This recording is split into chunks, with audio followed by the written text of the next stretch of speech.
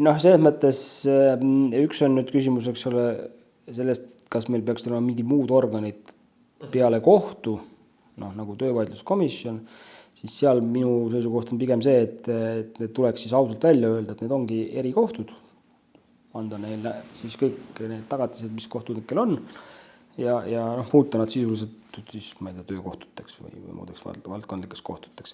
Perekonna asjade puhul ega kui täna kohtusüsteemis, maakohtutes on ka ju suuremates kohtutes, Tallinnas, Tartus on mingi spetsialiseerumine olemas. Et on kohtunikud, kes tegelevad perekonna asjadega.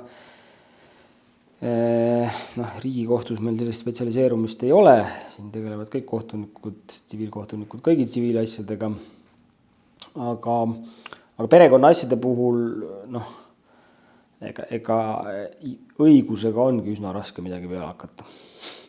Et ega see probleem on ju tegelikult nagu üsna õigusväline, et kaks inimest, kes on otsustanud oma elu jagada, on lahku läinud või mingisugune muu probleem on nende isiklikes suhetes, et seda nüüd juristidel väljaspoolt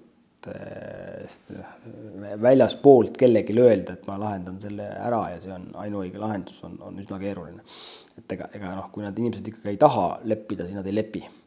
Et me näeme siin neid perekonna asju, mis Riigikohtusse jõuavad, on ju ka üsna palju ja noh, need tülid on ju peamiselt ikkagi sellised emotsionaalsed, et selline asi nagu perekonna lagunemine, kust valdav osa perekonnavaidlus tekib, on nii sügaval emotsionaalsel tasandil, et selle lahendamine väljaspoolt on praktiliselt võimatu.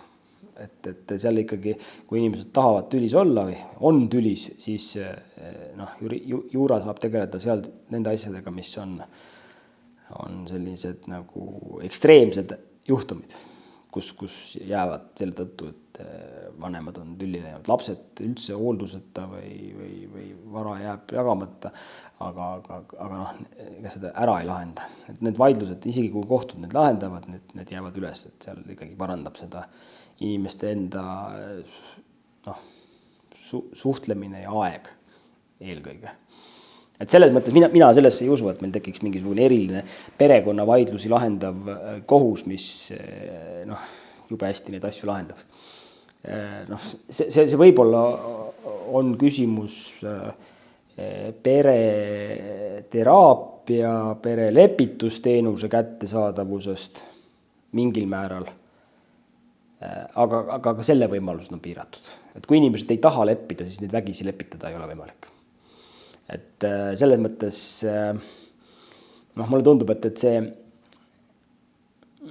on eelkõige pigem mingisugune haridussüsteemi ja ühiskondlike hoiakute küsimus, et kui vaadata neid perekonnavaidluste või üldse niimoodi perekonna käitumise erinevusi riikides, et on ju uuringud näitavad seda, et Rootsis, mis on selline